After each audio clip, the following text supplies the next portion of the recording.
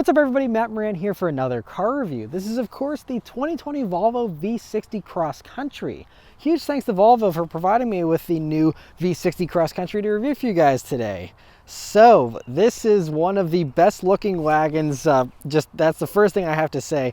Volvo, they have some beautiful designs. I've been loving all their stuff they've been doing over the past few years, but this especially looks really good. So, we already have the V90 Cross Country, which is the longer, larger version, but the V60 here, is new last year and was introduced around the same time as the S60 sedan, which is also all new, and I reviewed one of those last year if you're curious to see my thoughts on the sedan. But here in wagon form, and then the lifted wagon form here in the Cross Country, I think it looks very good. I'm not a huge fan of the body cladding and the extra ground clearance most of the time, but I think this still looks really good. It actually looks a little more aggressive than the standard V60 wagon because you have, in addition to the 2.4 inches of additional ground clearance, you also have a slightly wider track. I think it's about 1.2 inches wider to be specific, and so it actually nicely fills out those wheel wells, and you also have these 19-inch wheels that fill it out nicely too. But otherwise, I love the Thor's Hammer LED headlamps you still have there up front. Also, this one being an optional package has the LED fog lamps, and just all the bright work you have is a really nice accent as well. That's part of a additional package as well, where you can see these little metallic accents here for the side skirts and things like that. That's something that's added on as well. Otherwise, that would just be black plastic. But either way, looks very good. I love the more athletic and elegant stance of these wagons versus the SUVs. I mean, Volvo's SUVs look very good as well. I reviewed an XC60, a very nice SUV, but I think, with this, you get a little bit of additional ground clearance, you get the higher ride height and things like that, but yet you still don't have a huge boxy SUV. You have the very just slender design here of the wagon, which I think looks so good. Going out back, you also have those tail lamps that go from top to bottom there of the hatch and look very nice, and it's just very elegant, and it's a timeless design. Volvo's, they've been having the same basic styling with the same headlights and taillights and stuff for several years now in other models, and they look very good. They don't need any changing, and Volvo very rarely does mid-cycle refreshes because they don't need to keep it fresh looking. It still looks fresh even a couple years later, and especially here with the new styling you have on the Cross Country V60, it's just a very good look. All right, so starting to go for a drive. The Volvo here has such a nice key. It's actually like leather wrapped, which is basically unheard of outside of the exotic brands. You have metal here on the sides of it too.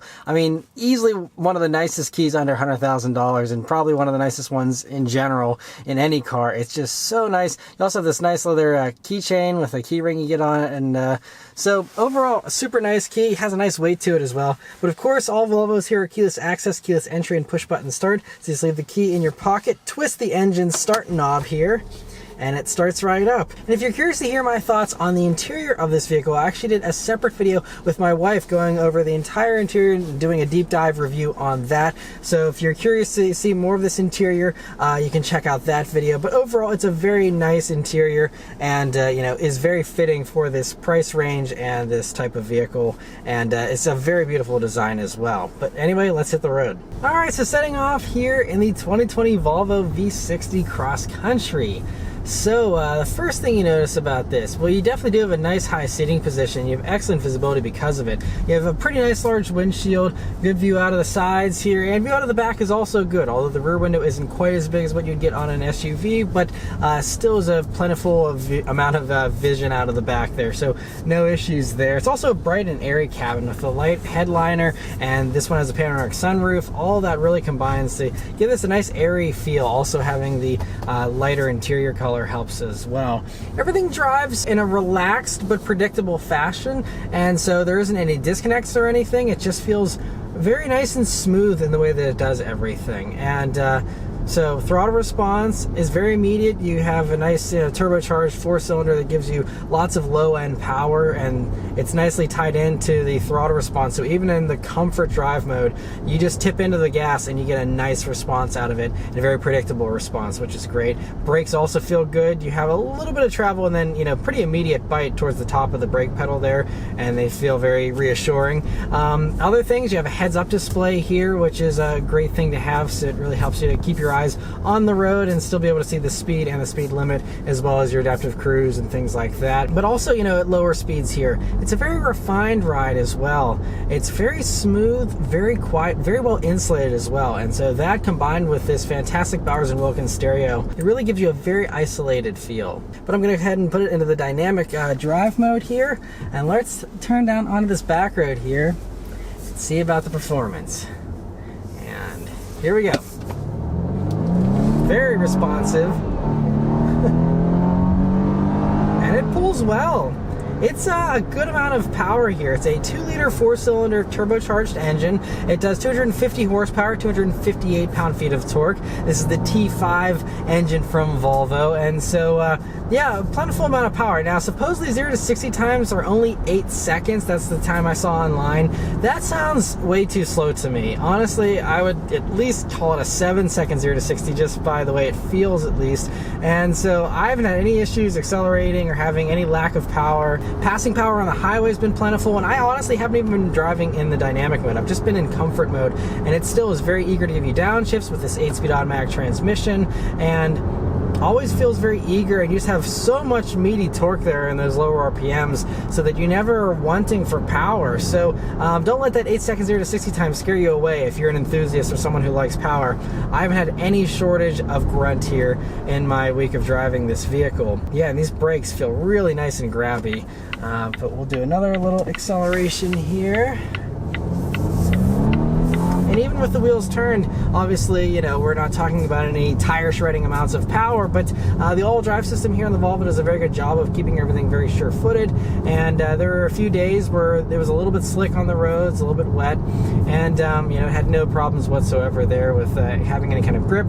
You're just running Pirelli P0 all-season tires here on the Volvo. They're 235 wide all around, and so that combined with that wider track that I was mentioning earlier here in the cross-country version means you have a very sure-footed feel. And so anyway, we're coming up some corners here, though. We can see about the sportier handling side of the V60 Cross Country here. Obviously, the higher ground clearance will hurt us over the V60 standard wagon, but you have a little bit of lean, but it really is so car-like in its ride. And that's one of the things that I love the most about the Cross Country, that I've been really admiring in my time with it, is that it is such good handling for a lifted wagon. It handles, way better than a Subaru Outback or something like that. And obviously it's set up to be pretty safe, so it's not going to kick the back end out or do anything crazy with its all-wheel drive system. It's just a very secure feeling, but it's just very capable with its handling. And I'm especially surprised at just how good it is, considering these weigh about 4,200 pounds, so not light by any means. And we're talking about SUV weight areas, as far as the kind of weight we're talking about here, but you would not think this is 4,200 pounds by chucking it into a corner. I would say it feels closer to 4,000. Now, it will understeer. That corner there, it kind of was provoking a little bit more understeer. So you will find the limits fairly early on. But again, we're on all season, pretty tall sidewall, 19-inch wheels here. You have the higher ground clearance. It still is a family wagon that's lifted. If you want a sportier wagon, get the standard V60, you'll have better handling. But I honestly think this is totally fine for a family vehicle, and actually, again, does better than some of the others. Now, really, the only main competitor right now to this is the Audi A4 Allroad, and I have not reviewed one of those, so I can't say how that compares, unfortunately. But what I will say is that this is very, very good and much better than SUVs, even Volvo's own SUVs. The XC60, for example, I reviewed a couple of years ago, handles itself very well for an SUV, but it always has that higher SUV truck-like kind of feel. It's obviously very smooth. The XC60 is very, very refined, but you just always have that bigger feel in corners, and you know that it's heavier and larger. This is much more athletic with its handling, while still having excellent ride qualities as well. I mean, it is really smooth. There's a few other reviews that I saw that were complaining about the suspension being too stiff.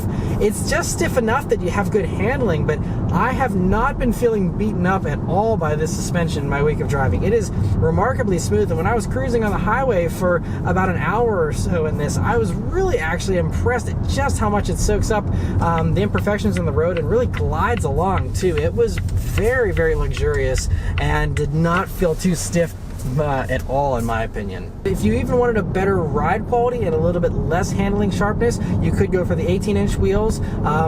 This one with this appearance package automatically includes the 19-inch wheels, but you could also still option down the 18s or just have those on a lesser equipped version of the Volvo V60 Cross Country here if you'd like. Another thing I really have to commend Volvo on is their Pilot Assist adaptive cruise control system. It's really impressive, and again, I spent about an hour on the highway just cruising in this vehicle and using that system for much of that time.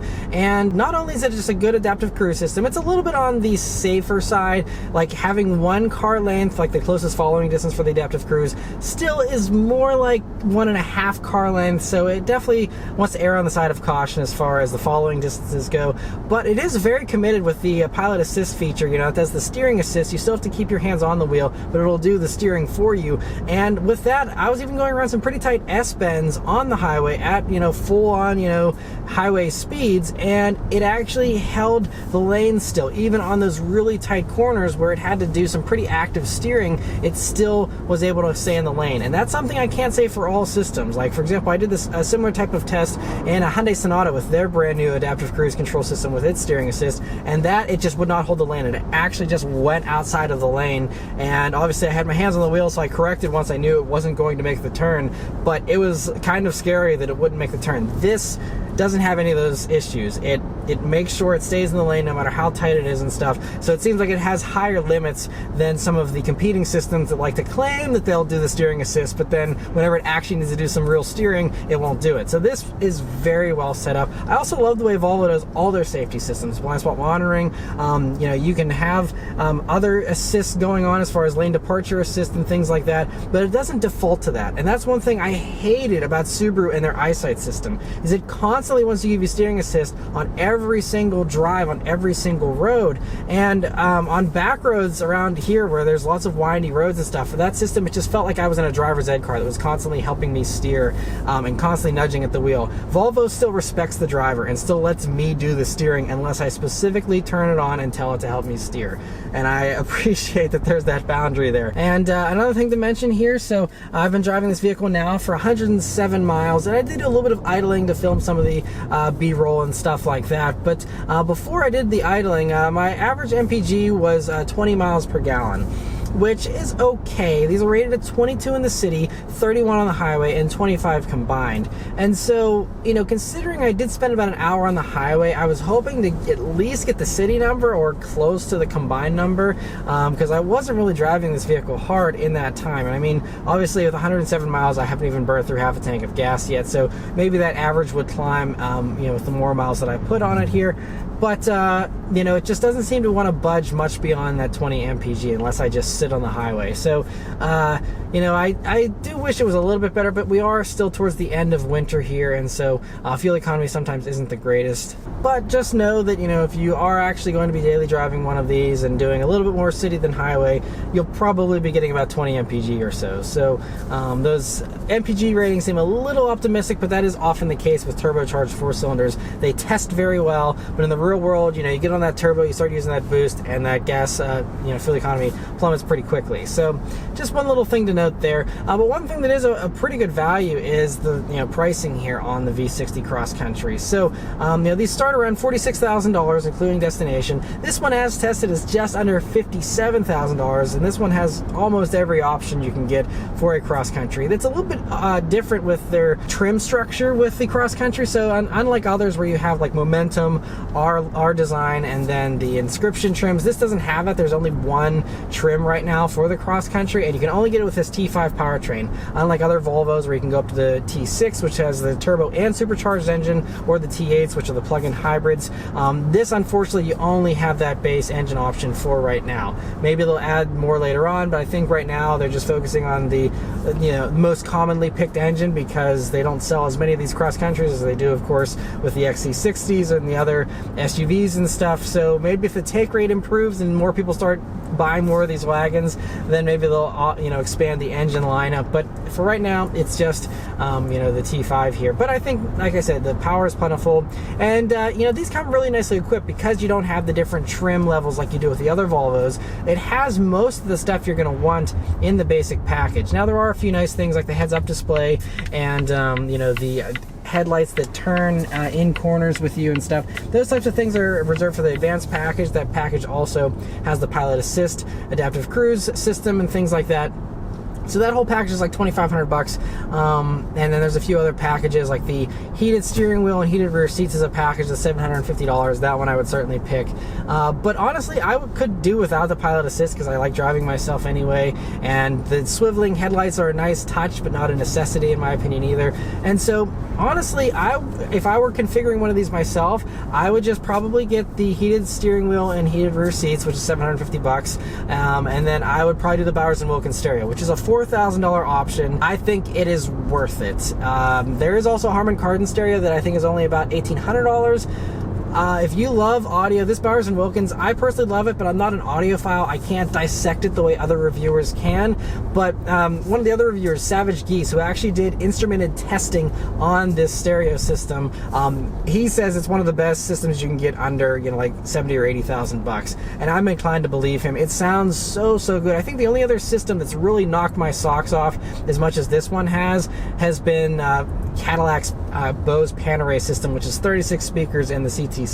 That's the only other one that I was really blown away by in this price range. It really impressive, and I mean, it's just so, it's not only is it just very crisp and clear with the vocals and clean bass and stuff, but it also has this depth to the sound that I don't get oftentimes with other vehicles. And even just doing Bluetooth audio streaming, it's incredibly rich sounding, and I was very impressed with that. So personally, if I were to spec one of these myself, I would probably do a different paint color, probably the red, to, you know, give it a little bit extra pop. I'd do the heated steering wheel, and I'd do the Bowers & Wilkins stereo. And configured like that, you're looking at about $51,500 for one of these, which is a bargain. That's still, comparing it to a comparably equipped XC60, you're saving about $2,000. Obviously, you get more room in the XC60 and stuff, but you also don't have as good a performance. So, you know, if you kind of want the versatility of the wagon, but you still want, you know, some decent handling and performance, again, more so than the SUVs, not saying they're bad handlers, but if you want something better and sportier and more car-like, this still gives you that higher ride height while still retaining the car style driving dynamics. I think it's the best of both worlds. I absolutely love it, and I think at $51,500, it's a bargain. You can also get it with sweet plaid cloth seats too, which I think would be my pick as well. And so, yeah, Volvo is they're on a really good run with these new Volvos. Every single one of them is such a fantastic product, and I think they're very competitive as well. So definitely something worth checking out if you're open to it and considering one of these lifted wagons. And I think, you know, very briefly, even comparing it to the Subaru Outback, you know, they have the Touring XT trim now, which has similar power and similar space and things like that. And those, you know, are about $41,000. And so, yeah, you know, depending on how you configure it, you know, if you're trying to be comparably equipped, you're probably 10 grand more with the Volvo. I think the 10 grand extra you feel in the refinement, you feel it in the more advanced safety features and the way that they execute them better. I think that, like, this system is much more, the infotainment system is much more responsive than Subaru's first attempt at their huge touchscreen, which is very laggy and crashes and things like that. I think this is set up very well. And again, those types of things, you know, the trim in here, the open pore wood, the leather's richer feeling, everything, you know, it just feels a cut above. So yes, you're paying way, you know, another 10 grand or so over an Outback, which gives you, you know, similar dimensions and a similar amount of power. You definitely feel like you're getting an extra 10 grand's worth of car and luxury going up to the Volvo. So I think if you can afford the jump, it certainly is worth the leap as well over a Subaru or something like that. But yeah, so that's about it as far as all my thoughts here on the V60 Cross Country. Let me know your thoughts on these in the comments below. Thank you guys very much for watching. I'll see you on the next one. Take care.